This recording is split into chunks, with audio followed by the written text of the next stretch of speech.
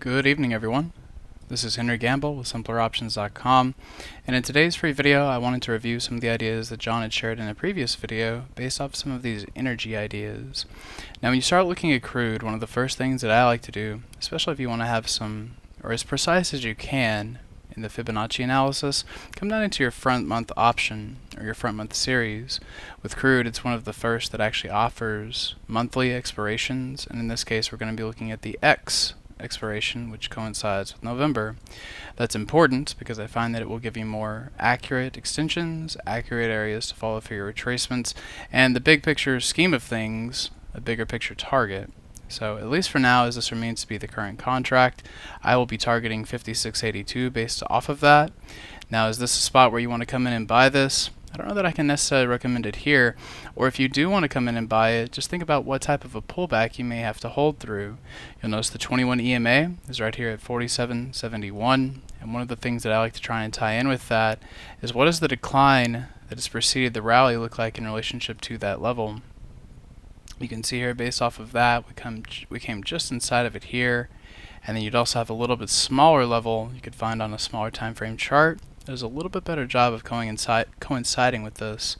So what I like to show people is just that if you're thinking about buying it here, just think about what a pullback into this level would be like. Not only would help you calculate your risk, but then it will help you think about, is this a place where I actually have opportunity? So in my book, I have to wait for a little bit of a pullback there.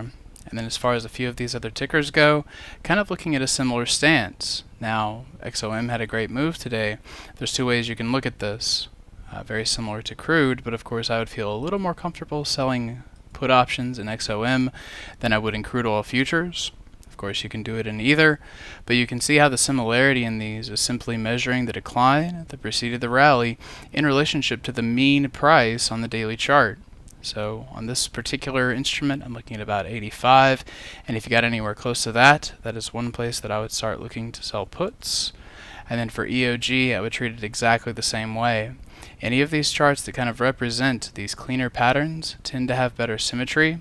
In this case, you can see that the decline was much more steep.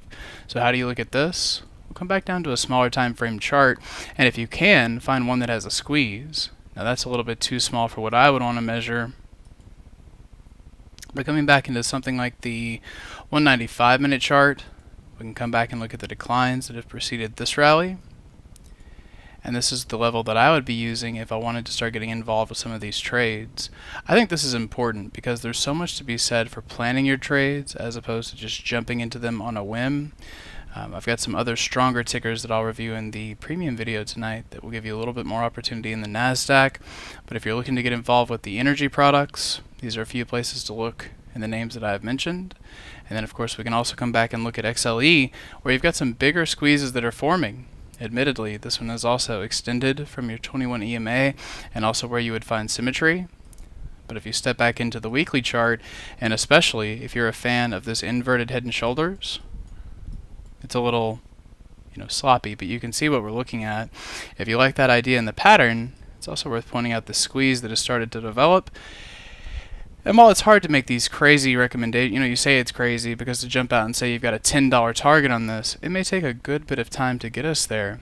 But you've got the inverted head and shoulders, you got a squeeze that's backing you, and with a file line at 83, I don't think it's far-fetched to see that print before the end of the year. So I hope you find that helpful. If you'd like some more macroeconomic analysis like this, John and Raghi will be doing a class this weekend on Saturday.